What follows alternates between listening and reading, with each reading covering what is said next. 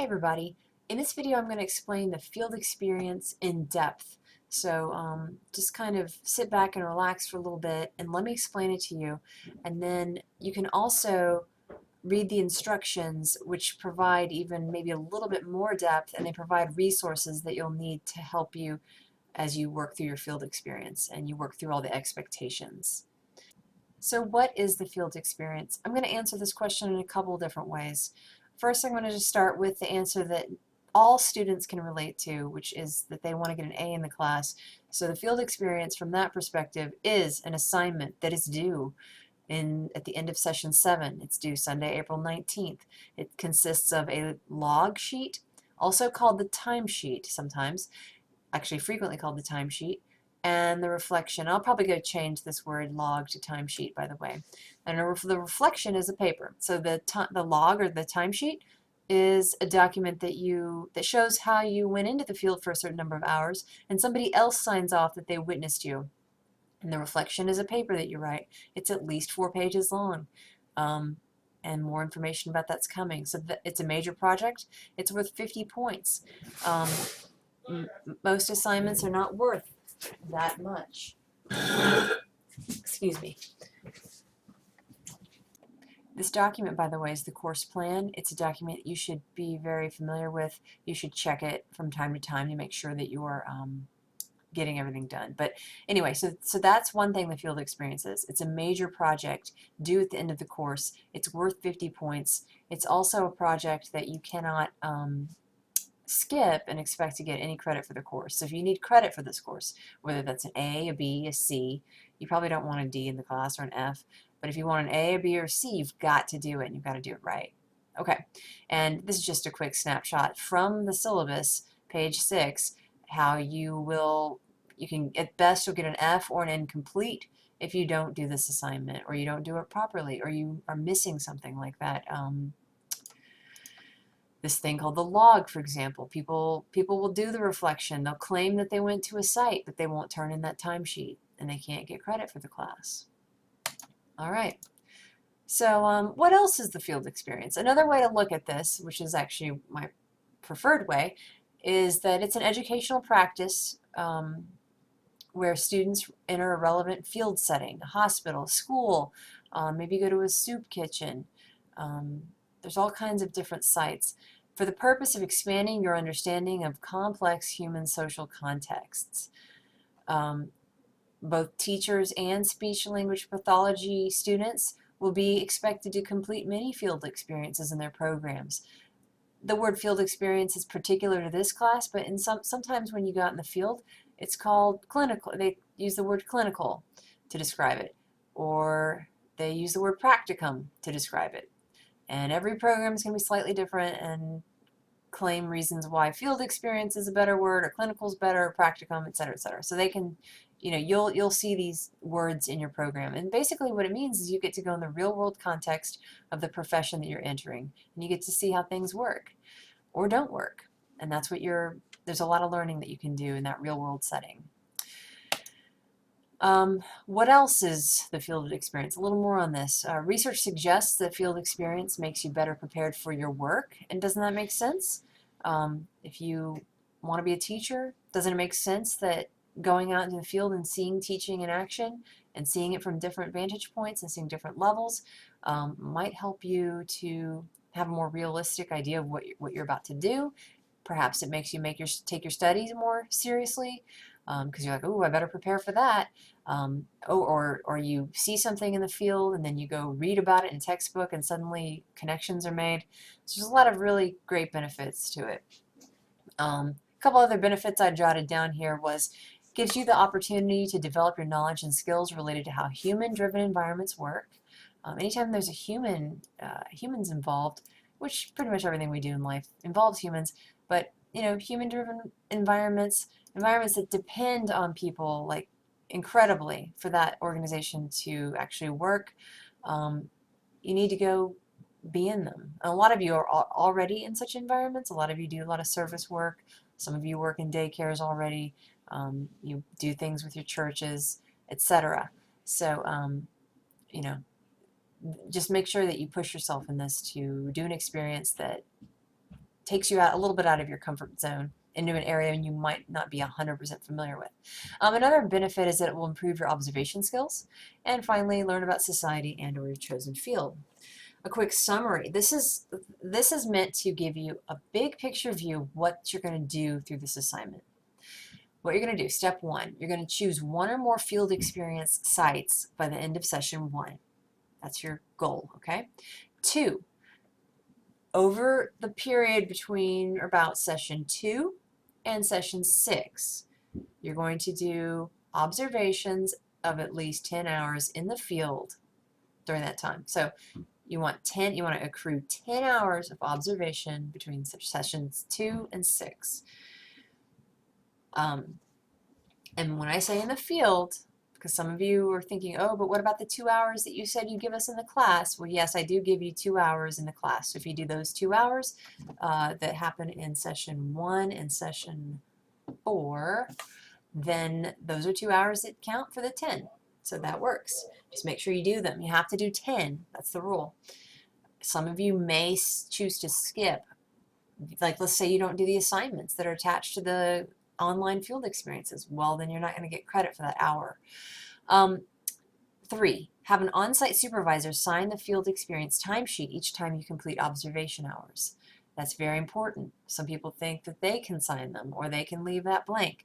But the whole point of that timesheet is that that supervisor is saying, yes, Johnny did come to my field site and, interact with us for 2 hours on this day. Step 4, write a field experience reflection paper about what you observed. We've already kind of talked about that a little bit. It's at least 4 pages long. And then finally, step 5, by the end of session 7, you will submit both that reflection paper and that timesheet to that final Dropbox. Major steps. In session 1, by this end of session 1, you want to choose your site or your more than one site and declare your field experience. That is, tell me what it is that you think you're going to be doing. And yes, this can change. Sometimes you declare something in session 1 or early in the semester, let's just say, and then it changes. 4 weeks later, a different opportunity comes up, and that's totally fine. But what we need to see is for you to make headway on this. You need to break some major ice with this project now so that you're not, shall we say, winging it at the end. All right, step 2, big major step 2. You actually go and do your field experience activities and observations. Again, I said that was during about sessions 2 through 6. And then you submit, step 3, you submit by the end of session 7. All right, and there's a little redundancy here, but that's because I'm trying to kind of ingrain this in your minds. All right, so let's look at the setup stuff. This is made up of I've got 3 little sub-steps here. You're going to decide where to conduct your field experience. You're going to establish contact with the people at the site you choose, and you're going to formally declare your field experience setting. And you want to do all this stuff, try to get it done by the end of session 1. Here's a few examples of places that you can go do your field experience. Boy Scout meetings, soup kitchen, school board meetings. I've got a program called UCode at UWG/Smart Club. I'll be talking about that in a separate video that I want you guys to watch so that you learn about it. You can go to the public library. There's all kinds of programs that go on there.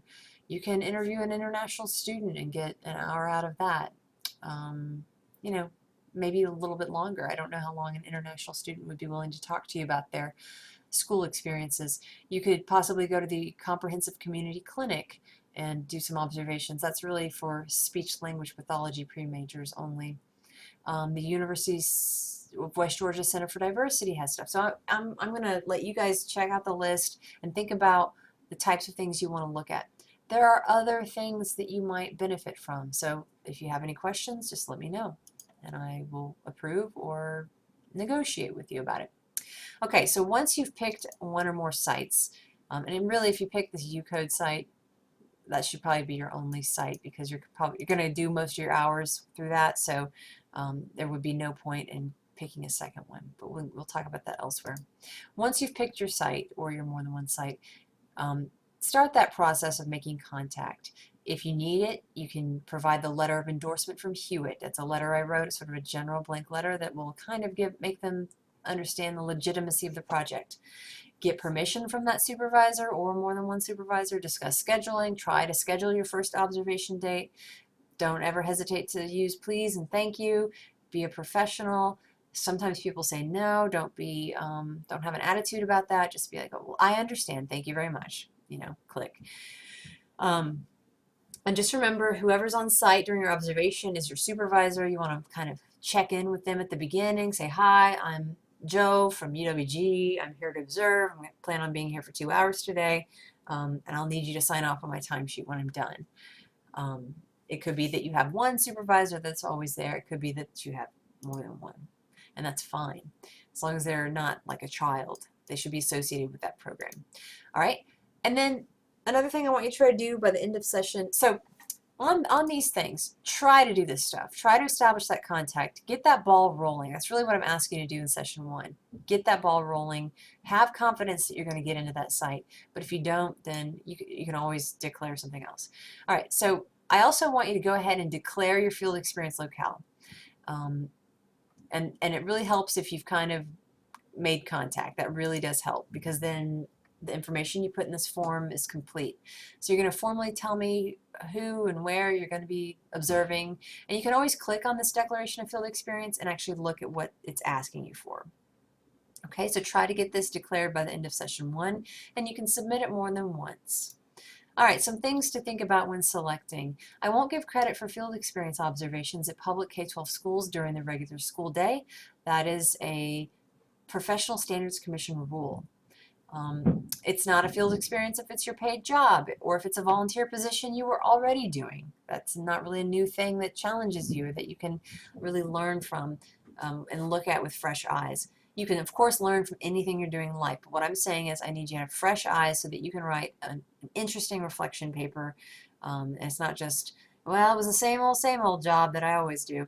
All right, it's in an environment you're familiar with already. You don't want to go somewhere where you're familiar. Yes, you do because it's convenient, but no, you do not for this project, please. A couple things to consider. Actually, I'll come back to those things to consider. I have a slide on that later, actually. All right. During sessions 2 through 6, this is where you actually log your field experience hours, and you can write your paper as you go. All right, so for logging those field experience hours, you need to show up, be professional and courteous at your site. Take your field experience timesheet with you every time and get it signed by your supervisor. Once you have clocked 10 or more hours on the field experience timesheet, you may stop logging hours. Once it's complete, the timesheet, I recommend you take at least one excellent photo of the document as a backup in case you lose it. Because it is hard to take that paper to and fro and get those signatures, and then it's really hard to lose it. So don't lose it. So take a really awesome picture of it with your cell phone as a backup, and then later you can actually scan it and put it in the Dropbox properly. All right, so you can write your paper as you go. I have a template. It's called the Reflection Paper Template. You can download. I need you to download that when you're ready to start writing. There's about 4 stages that I want you to write about. These are actually based on sort of EDUC reflective writing component. And I just want you to use this template, use the paper, and use the comments in the margin to help you understand how to write your paper. And you can delete those comments whenever you understand what you need to do. You can actually write your stage 1 and stage 2 sections as you go. That is, you describe the event and you describe what you thought about it. And those you might write in an ongoing fashion. Okay, finally, to submit the field experience, by the end of session 7, you'll be submitting 2 documents to the Dropbox, the field experience reflection paper and the field experience timesheet, again, signed by those site supervisors. A few things to keep in mind. I've got about 40 seconds left. Let's see if I can get this done. Do not provide full names of people. We want them to be able to remain anonymous. I may contact supervisors to verify that you participated. That 10-hour field experience is key to the completion of this course. I've already talked about that. It is not necessary to include the 2 hours of course-embedded field experiences in this paper. We deal with those things in another area of the class. And finally, if you choose those 2, if you skip the 2 hours of course-embedded field experiences that I provided, then you have to complete 2 additional hours so that your total in the end equals 10. Finally, most students enjoy it. They're surprised by what they learn. They value it. What will you learn? I hope it's good. Thank you.